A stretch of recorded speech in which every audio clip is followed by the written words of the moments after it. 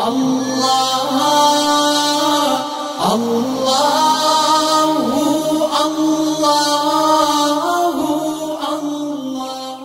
برکاتہ۔ رب اشرح لی صدری ویسر لی امری واحلل عقدۃ من لسانی یفقہوا قولی رب زدنی علما رب یسر ولا تعسر وتمم بالخیر ربنا اتمم لنا نورنا واغفر لنا انک علی کل شیء قدیر۔ اے لوگو جو ایمان لائے ہو، اگر تم میں سے کوئی اپنے دین سے پھرتا ہے تو پھر جائے، اللہ اور بہت سے ایسے لوگ پیدا کر دے گا جو اللہ کو محبوب ہوں گے اور اللہ ان کو محبوب ہوگا، جو مومنوں پر نرم اور کفار پر سخت ہوں گے، جو اللہ کی راہ میں جدوجہد کریں گے اور کسی ملامت کرنے والے کی ملامت سے نہیں ڈریں گے۔ یہ اللہ کا فضل ہے، جسے چاہتا ہے عطا کرتا ہے۔ اللہ وسیع ذرائع کا مالک ہے اور سب کچھ جانتا ہے۔ یہ آیت نمبر 54 ایک جانب انتہائی سخت، دوسری جانب اللہ تعالیٰ کے محبوب بندوں کی صفات بتا رہی ہے۔ اللہ رب العزت کیا ارشاد فرماتا ہے کہ اے لوگو جو ایمان لائے ہو، اگر تم میں سے کوئی اپنے دین سے پھرتا ہے تو پھر جائے، اللہ اور بہت سے لوگ پیدا کر دے گا جو اللہ کو محبوب ہوں گے اور اللہ ان کو محبوب ہوگا، جو مومنوں پر نرم ہوں گے، کفار پر سخت ہوں گے، اور جو اللہ تعالیٰ کی راہ میں جد و جہد کریں گے، کسی ملامت کرنے والے کی ملامت سے نہیں ڈریں گے۔ سورہ مائدہ آیت نمبر 54۔ اس کے بعد اگلی آیت میں اللہ تعالیٰ کیا ارشاد فرماتا ہے کہ تمہارے رفیق تو حقیقت میں صرف اللہ اور اس کا رسول ہیں، اور وہ اہل ایمان ہیں جو نماز قائم کرتے ہیں، زکوٰۃ دیتے ہیں اور اللہ کے آگے جھکنے والے ہیں، اور جو اللہ اور اس کے رسول اور اہل ایمان کو اپنا رفیق بنا لے، اسے معلوم ہو کہ اللہ کی جماعت ہی غالب رہنے والی ہے۔ اے لوگو جو ایمان لائے ہو، تمہارے پیش رو اہل کتاب میں سے جن لوگوں نے تمہارے دین کو مذاق اور تفریح کا سامان بنا لیا ہے، انہیں اور دوسرے کافروں کو اپنا دوست اور رفیق نہ بناؤ۔ اللہ سے ڈرو اگر تم مومن ہو۔ جب تم نماز کے لیے منادی کرتے ہو تو وہ اس کا مذاق اڑاتے اور اس سے کھیلتے ہیں، اس کی وجہ یہ ہے کہ وہ عقل نہیں رکھتے۔ ان سے کہو اے اہل کتاب، تم جس بات پر ہم سے بگڑے ہو وہ اس کے سوا اور کیا ہے کہ ہم اللہ پر اور دین کی اس تعلیم پر ایمان لے آئے ہیں جو ہماری طرف نازل ہوئی ہے اور ہم سے پہلے بھی نازل ہوئی تھی، اور تم میں سے اکثر لوگ فاسق ہیں۔ پھر کہو کیا میں ان لوگوں کی نشاندہی کروں جن کا انجام اللہ کے ہاں فاسقوں سے بھی بدتر ہے، وہ جن پر اللہ نے لعنت کی ہے، جن پر اس کا غضب ٹوٹا، جن میں سے بندر اور سور بنائے گئے، جنہوں نے طاغوت کی بندگی کی، ان کا درجہ اور بھی زیادہ برا ہے، اور وہ سوا اس سبیل سے بہت زیادہ بھٹکے ہوئے ہیں۔ اب یہ ایک اشارہ ہے خود یہودیوں کی طرف، جن کی اپنی تاریخ یہ کہہ رہی ہے کہ بارہا وہ اللہ کے غضب، اللہ کی لعنت میں مبتلا ہوئے، سبت کا قانون توڑا، اور اس چیز پر ان کی قوم کے بہت سے لوگ جو ہیں ان کی صورتیں مسخ ہو گئیں، حتیٰ کہ وہ تنزل کی اس انتہا کو پہنچے کہ طاغوت کی بندگی تک پھر ان کو نصیب ہوئی۔ یہاں کہنے کا مطلب یہ ہے کہ آخر تمہاری بے حیائی، تمہاری مجرمانہ بے باکی کی کوئی حد بھی ہے کہ خود فسق و فجور اور انتہائی اخلاقی تنزل میں مبتلا ہو، اور اگر کوئی دوسرا گروہ اللہ پر ایمان لاتا ہے، سچی دینداری اختیار کرتا ہے، تو تم کیا کرتے ہو؟ اس کے پیچھے ہاتھ دھو کر پڑ جاتے ہو۔ تو اللہ رب العزت ارشاد فرماتا ہے کہ جب یہ تم لوگوں کے پاس آتے ہیں تو کہتے ہیں ہم ایمان لائے، حالانکہ کفر لیے ہوئے آئے تھے اور کفر ہی لیے ہوئے واپس گئے، اور اللہ خوب جانتا ہے جو کچھ یہ دلوں میں چھپائے ہوئے ہیں۔ تم دیکھتے ہو کہ ان میں سے بکثرت لوگ گناہ اور زیادتی اور ظلم کے کاموں میں دوڑ دھوپ کرتے پھرتے ہیں اور حرام کے مال کھاتے ہیں۔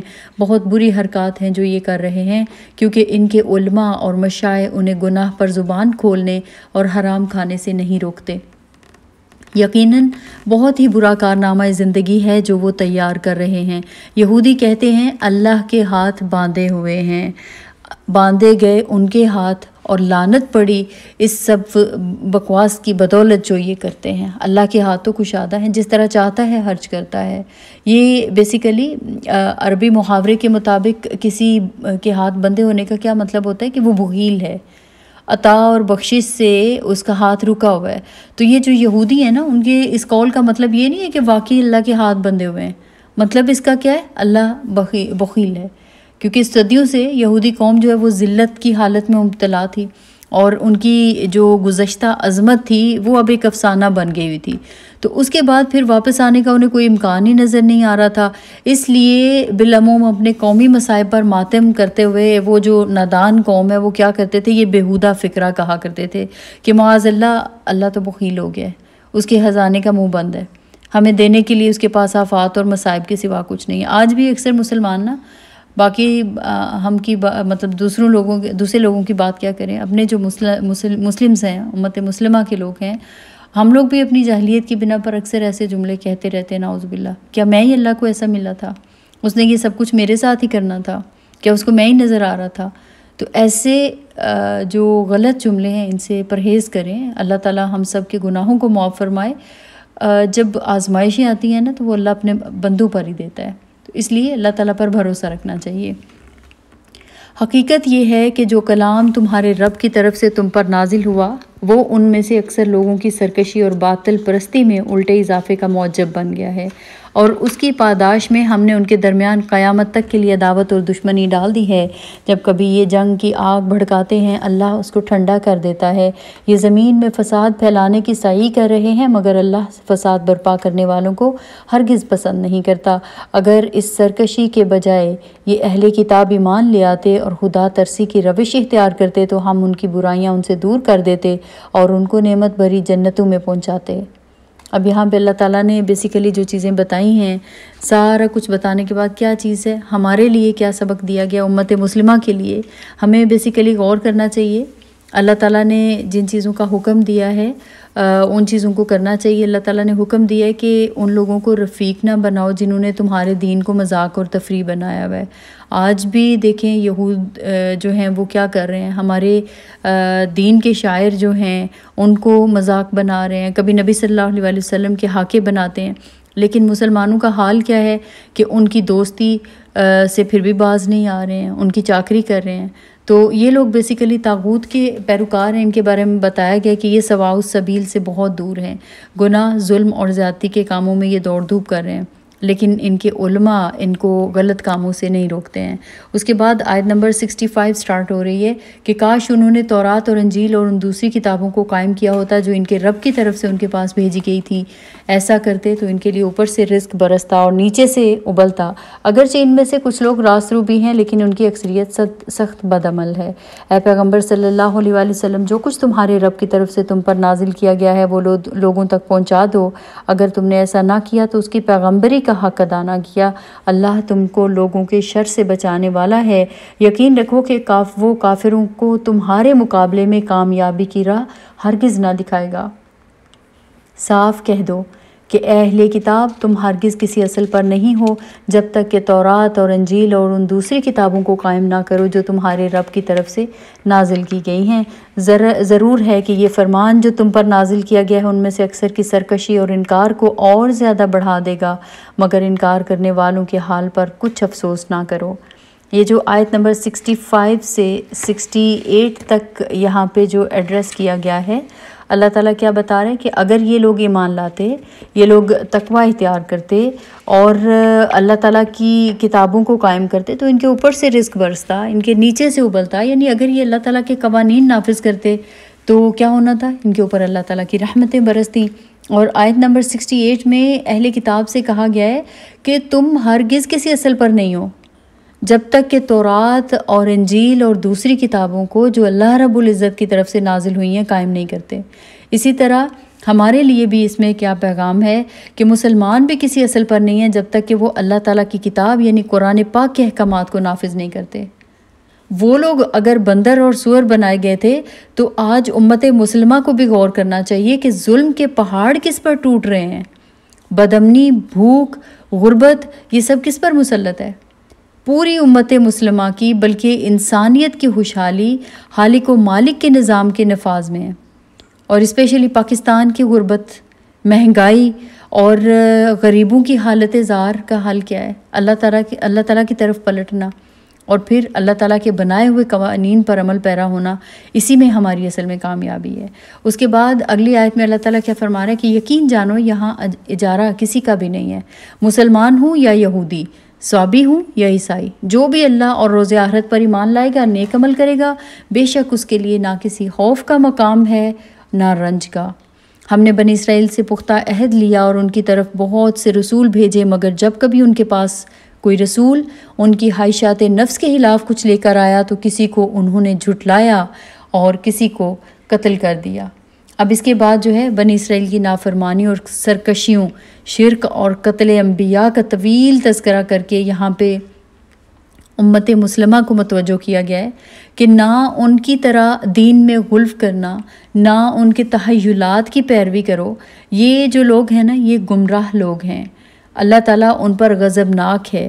ہاں، البتہ عیسائیوں کے اس گروہ کی تعریف کی گئی ہے جو قرآن سن کر ایمان لے آئے تھے۔ اللہ تعالیٰ نے ان کے لیے کس چیز کی بشارت دی ہے کہ انہیں دوہرا اجر ملے گا اور وہ لوگ جنتوں میں داخل کیے جائیں گے۔ اور اپنے نزدیک یہ سمجھے کہ اللہ تعالیٰ فرماتا ہے کہ ہم نے بنی اسرائیل سے پختہ عہد لیا اور ان کی طرف بہت سے رسول بھیجے، مگر جب کبھی ان کے پاس کوئی رسول ان کی خواہشات نفس کے خلاف کچھ لے کر آیا تو کسی کو انہوں نے جھٹلایا اور کسی کو قتل کر دیا۔ اور اپنے نزدیک یہ سمجھے کہ کوئی فتنہ رونما نہ ہوگا، اس لیے اندھے اور بہرے بن گئے۔ پھر اللہ نے انہیں معاف کیا تو ان میں سے اکثر لوگ اور زیادہ اندھے اور بہرے بنتے چلے گئے۔ اللہ ان کی یہ سب حرکات دیکھتا رہا ہے۔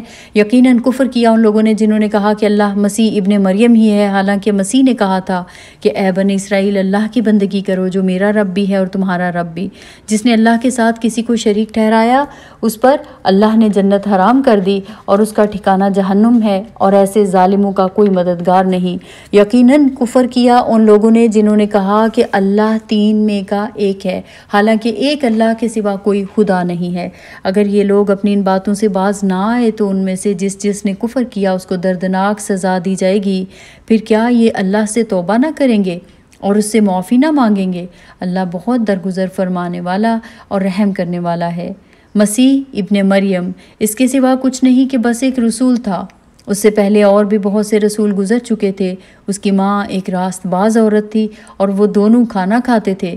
دیکھو ہم کس طرح ان کے سامنے حقیقت کی نشانیاں واضح کرتے ہیں، پھر دیکھو یہ کدھر الٹے پھرے جاتے ہیں۔ اب یہ جو چند الفاظ ہیں اس میں عیسائیوں کا جو عقیدہ ہے، عقیدہ الوہیت مسیح، اس کی تردید کی گئی ہے کہ اس سے زیادہ اتنا مطلب کلیئرلی اس کو ڈیفائن کیا گیا ہے کہ اس سے زیادہ جو ہے نا صفائی وہ ممکن ہی نہیں ہے۔ مسیح کے بارے میں اگر کوئی یہ معلوم کرنا چاہے کہ فی الحقیقت وہ کیا تھے تو ان علامات سے بالکل غیر مشتبہ طور پر یہ پتہ چل جاتا ہے کہ وہ محض ایک انسان تھے، ظاہر ہے، جو ایک عورت کے پیٹ سے پیدا ہوئے، ان کا شجرہ نسب تک موجود ہے، انسانی جسم رکھتے تھے اور تمام حدود سے محدود، تمام قیود سے مقید، ان تمام صفات سے متصف تھے جو انسان کے لیے مخصوص ہیں۔ وہ سوتے بھی تھے، وہ کھاتے بھی تھے، گرمی اور سردی بھی فیل کرتے تھے، حتیٰ کہ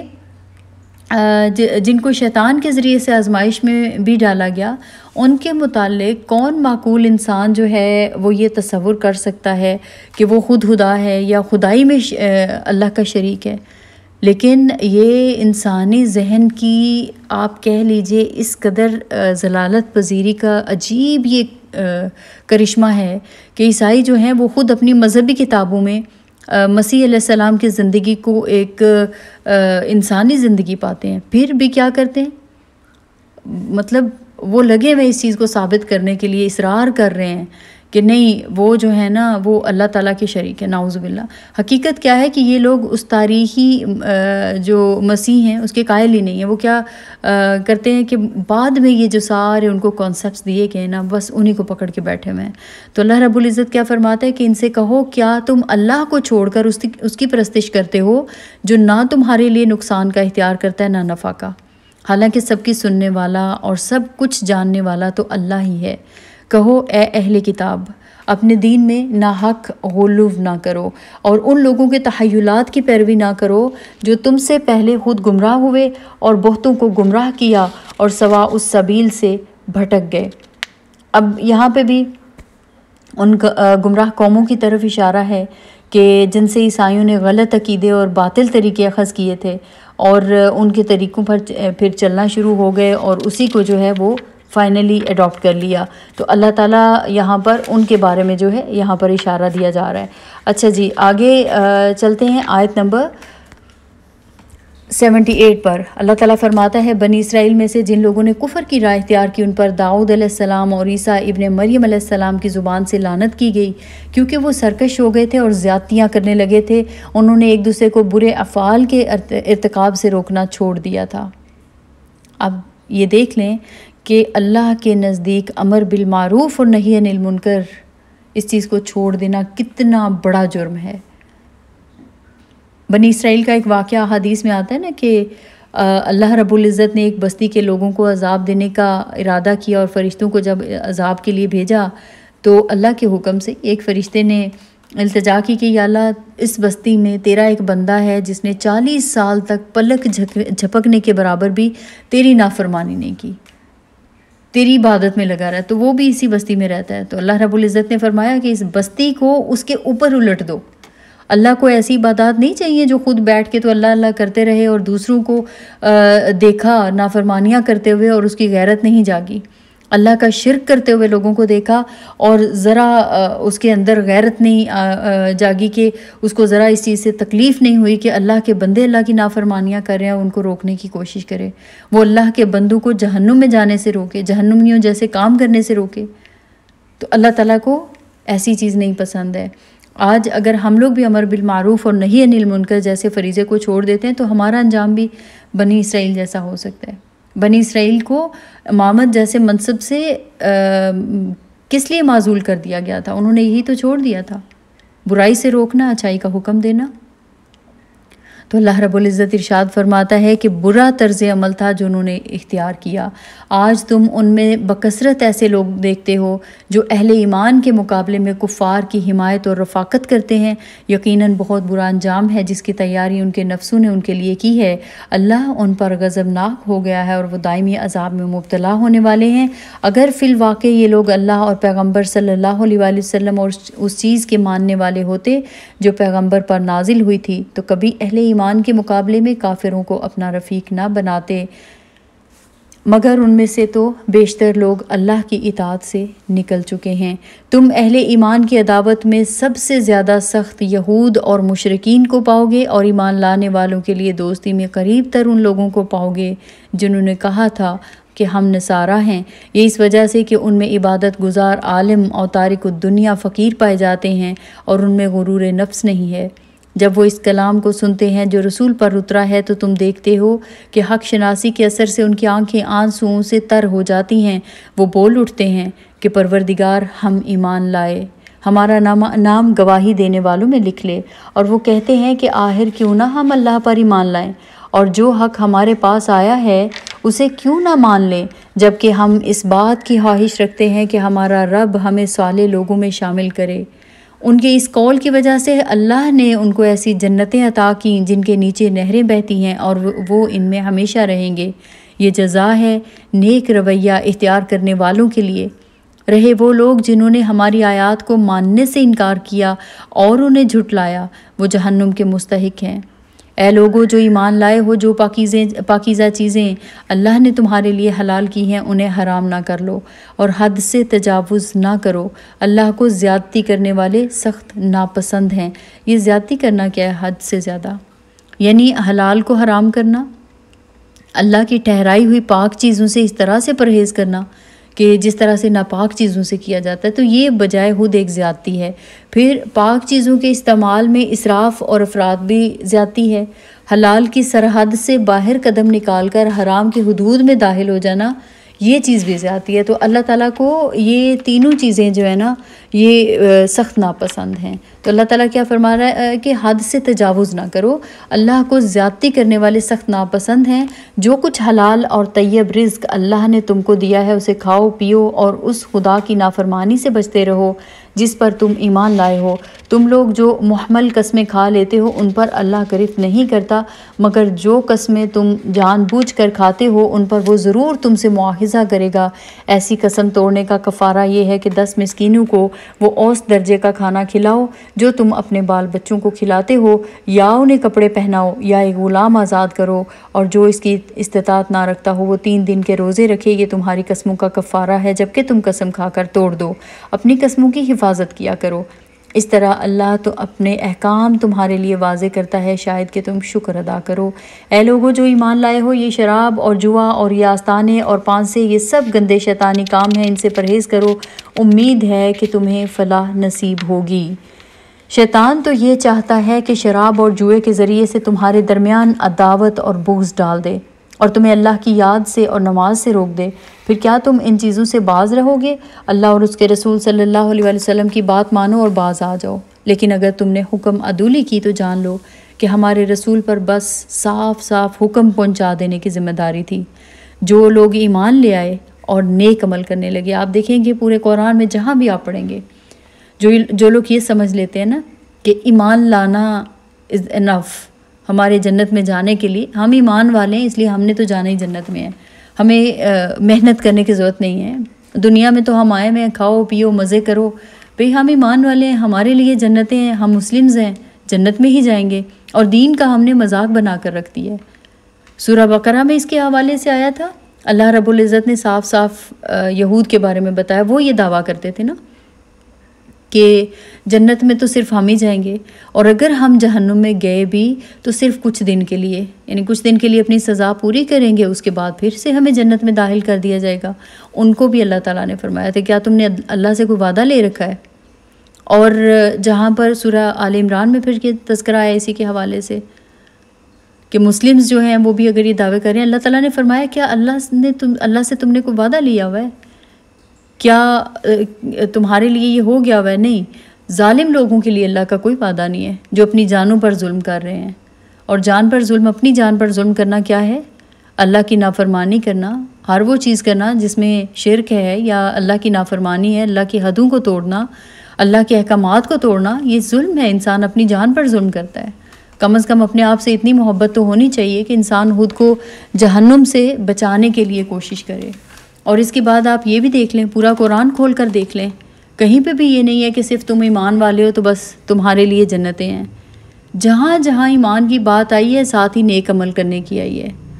جو لوگ ایمان لائے اور نیک عمل کرنے لگے، انہوں نے پہلے جو کچھ کھایا پیا تھا اس پر کوئی گرفت نہ ہوگی، بشرطے کہ وہ آئندہ ان چیزوں سے بچے رہیں جو حرام کی گئی ہیں، اور ایمان پر ثابت قدم رہیں اور اچھے کام کریں، پھر جس چیز سے روکا جائے اسے روکیں، اور جو فرمان الہی ہو اسے مانیں، پھر خدا ترسی کے ساتھ نیک رویہ رکھیں۔ اللہ نیک کردار لوگوں کو، اے لوگو جو ایمان لائے ہو، اللہ تمہیں اس شکار کے ذریعے سے سخت آزمائش میں ڈالے گا جو بالکل تمہارے ہاتھوں اور نیزوں کی زد میں ہوگا، یہ دیکھنے کے لیے کہ تم میں سے کون اس سے غائبانہ ڈرتا ہے، پھر جس نے اس تنبیہ کے بعد اللہ کی مقرر کردہ حد سے تجاوز کیا اس کے لیے دردناک سزا ہے۔ اے لوگو جو ایمان لائے ہو، احرام کی حالت میں شکار نہ مارو، اور اگر تم میں سے کوئی جان بوجھ کر ایسا کر گزرے جو جانور اس نے مارا ہو، اسی کے ہم پلہ ایک جانور اسے مویشیوں میں سے نظر دینا ہوگا، جس کا فیصلہ تم میں سے 2 عادل آدمی کریں گے، اور یہ نذرانہ کعبہ پہنچایا جائے گا، یا نہیں تو اس گناہ کے کفارے میں چند مسکینوں کو کھانا کھلانا ہوگا، یا اس کے بقدر روزے رکھنے ہوں گے تاکہ وہ اپنے کیے کا مزہ چکھے۔ پہلے جو کچھ ہو چکا اسے اللہ نے معاف کر دیا، لیکن اب اگر کسی نے اس حرکت کا اعادہ کیا تو اس سے اللہ بدلہ لے گا۔ اللہ سب پر غالب ہے اور بدلہ لینے کی طاقت رکھتا ہے۔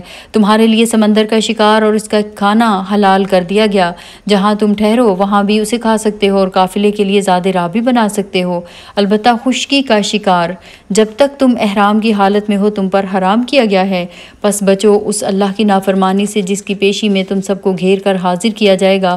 اللہ نے مکان محترم کعبہ کو لوگوں کے لیے اجتماعی زندگی کے قیام کا ذریعہ بنایا، اور ماہ حرام اور قربانی کے جانوروں اور کلادوں کو بھی اس کام میں معاون بنا دیا تاکہ تمہیں معلوم ہو جائے کہ اللہ آسمانوں اور زمین کے سب حالات سے باخبر ہے اور اسے ہر چیز کا علم ہے۔ خبردار ہو جاؤ، اللہ سزا دینے میں بھی سخت ہے اور اس کے ساتھ بہت درگزر اور رحم کرنے والا بھی ہے۔ رسول پر تو صرف پیغام پہنچا دینے کی ذمہ داری ہے، آگے تمہارے کھلے اور چھپے سب حالات کا جاننے والا اللہ ہے۔ اے پیغمبر صلی اللہ علیہ وسلم، ان سے کہہ دو کہ پاک اور ناپاک بہرحال یکساں نہیں ہیں، ہاں ناپاک کی بہتات تمہیں کتنا ہی فریفتہ کرنے والی ہو، بس اے لوگو جو عقل رکھتے ہو اللہ کی نافرمانی سے بچتے رہو، امید ہے کہ تمہیں فلاح نصیب ہوگی۔ اے لوگو جو ایمان لائے ہو، کتنی یہ چیز اٹریکٹ کرتی ہے، کس قدر خوبصورت احساس ہے جب بھی بات آتی ہے نا ایمان لانے والوں کی، تو وہ فیل ہوتا ہے کہ وہ رب مجھے پکار رہا ہے، میرا نام لیا جا رہا ہے۔ تو جب بھی ایمان لانے والوں کی بات آئے ہمارے رونگٹے کھڑے ہو جانے چاہیے، ہمارے کان کھل جانے چاہیے، ہمارے دل کے کانوں سے ہمیں سننا چاہیے، پوری توجہ سے سننا چاہیے کیا حکم دیا جا رہا ہے۔ ایسی باتیں نہ پوچھا کرو جو تم پر ظاہر کر دی جائیں تو تمہیں ناگوار ہوں، لیکن اگر تم انہیں ایسے وقت پوچھو گے جب کہ قرآن نازل ہو رہا ہے تو وہ تم پر کھول دی جائیں گی۔ اب جب تک اب تک جو کچھ تم نے کیا اسے اللہ نے معاف کر دیا، وہ درگزر کرنے والا اور بردبار ہے۔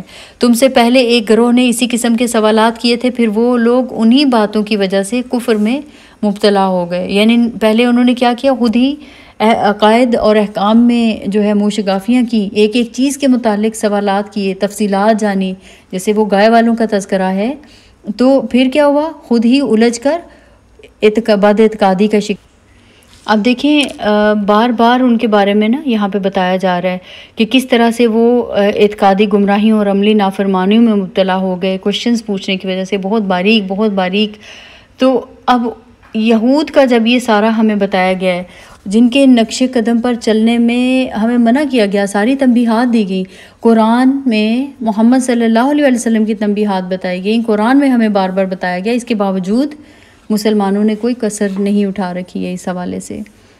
اللہ تعالیٰ نے بتایا آگے کہ اللہ تعالیٰ نے نہ کوئی بحیرہ مقرر کیا ہے، نہ صاحبہ اور نہ وسیلہ اور نہ حام، مگر یہ کافر اللہ پر جھوٹی تہمت لگاتے ہیں، اور ان میں سے اکثر بے عقل ہیں کہ ایسے تہمات کو مان رہے ہیں۔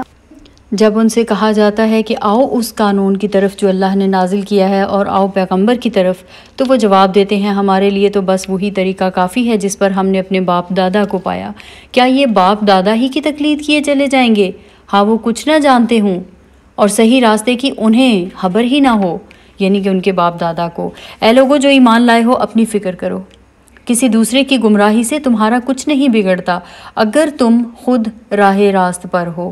یعنی بجائے اس کے کہ انسان ہر وقت یہ دیکھتا رہے فلاں کیا کر رہا ہے، فلاں کے عقیدے میں کیا خرابی ہے، فلاں کے اعمال میں کیا خرابی ہے، اس کو دیکھنا یہ چاہیے خود کیا کر رہا ہے۔ اپنے فکر، اپنے خیالات، اپنے ہلاک، اپنے اعمال کی فکر ہونی چاہیے کہ کہیں یہ خراب نہ ہو جائیں۔ اگر تو انسان خود اللہ کی اطاعت کر رہا ہے، اللہ اور بندوں کے جو حقوق اس پر عائد ہوتے ہیں ان کو ادا کر رہا ہے، اس راستے پر چل رہا ہے جن میں لازماً جو ہے وہ ڈیفینیٹلی امر بالمعروف نہی عن المنکر بھی شامل ہے، تو پھر ڈیفینیٹلی ایسا بندہ جو ہے نا وہ بچ سکتا ہے، یعنی یہ چیز پھر اس کے لیے نقصان دہ نہیں ہے۔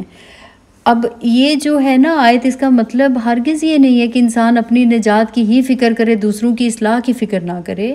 حضرت ابوبکر صدیق رضی اللہ تعالیٰ عنہ اس غلط فہمی کی تردید کرتے ہوئے اپنے ایک خطبے میں فرماتے ہیں کہ لوگو تم اس آیت کو پڑھتے ہو اور اس کی غلط تعویل کرتے ہو۔ میں نے رسول اللہ صلی اللہ علیہ وسلم کو یہ فرماتے ہوئے سنا ہے کہ جب لوگوں کا حال یہ ہو جائے کہ وہ برائی کو دیکھیں، اسے بدلنے کی کوشش نہ کریں، ظالم کو ظلم کرتے ہوئے پائیں، اس کا ہاتھ نہ پکڑیں، تو بعید نہیں کہ اللہ تعالیٰ اپنے عذاب میں سب کو لپیٹ میں لے لے۔ اللہ کی قسم تم کو لازم ہے بھلائی کا حکم دو، برائی سے روکو، ورنہ اللہ تم پر ایسے لوگوں کو مسلط کر دے گا جو تم میں سب سے بدتر ہوں گے، اور وہ تم کو سخت تکلیفیں پہنچائیں گے۔ پھر تمہارے نیک لوگ اللہ سے دعائیں مانگیں گے لیکن وہ قبول نہیں ہوں گی۔ تو اس آیت کا مطلب ہرگز یہ نہیں ہے۔ ہاں یہ جو آج کل معاشرہ ایک ڈگر پہ چل پڑا ہے نا، اس سے یہ آیت صاف سمجھ میں آتی ہے کہ خود تو فکر کرنی نہیں، خود تو ٹوٹلی گمراہی میں ہے، اور اگر کسی کو کچھ کرتے دیکھ بھی رہے ہیں، پہلے تو دوسروں پہ ہر برائی، ہر کیڑے دوسروں میں نظر آئیں گے، فلاں یہ کرتا ہے، فلاں میں یہ خرابیاں ہیں۔ اور آج کل تو ہمارا معاشرہ اس قدر برائی کی طرف چل پڑا ہے نا کہ اگر ہم کسی کو کچھ اچھا کرتے ہوئے دیکھتے ہیں اور اس میں کچھ ہمیں غلطی نظر آ جاتی ہے نا، تو اس میں پھر ہم کہتے ہیں اچھا دیکھو یہ تو بڑا ایسے بنتا ہے، اور یہ اس میں معاملات ہیں، یہ تو ایسے ہے اور ویسے ہے۔ تو ہر کوئی نا بس دوسروں کی برائیاں، دوسروں کے کیڑے نکالنے میں مگن ہے، اپنی فکر تو بہت دور کی بات ہے۔ اور پھر امر بالمعروف اور نہی عن المنکر کو تو بالکل پیچھے چھوڑ دیا ہوا ہے۔ اللہ رب العزت کیا فرماتا ہے کہ اللہ کی طرف تم سب کو پلٹ کر جانا ہے، پھر وہ تمہیں بتا دے گا کہ تم کیا کرتے رہے ہو۔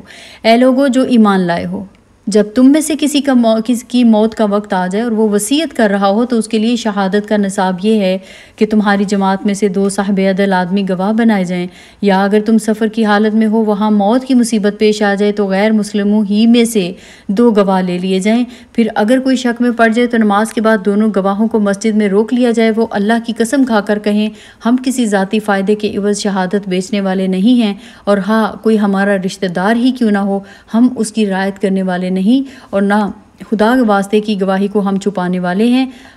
اگر ہم نے ایسا کیا تو گناہگاروں میں شمار ہوں گے۔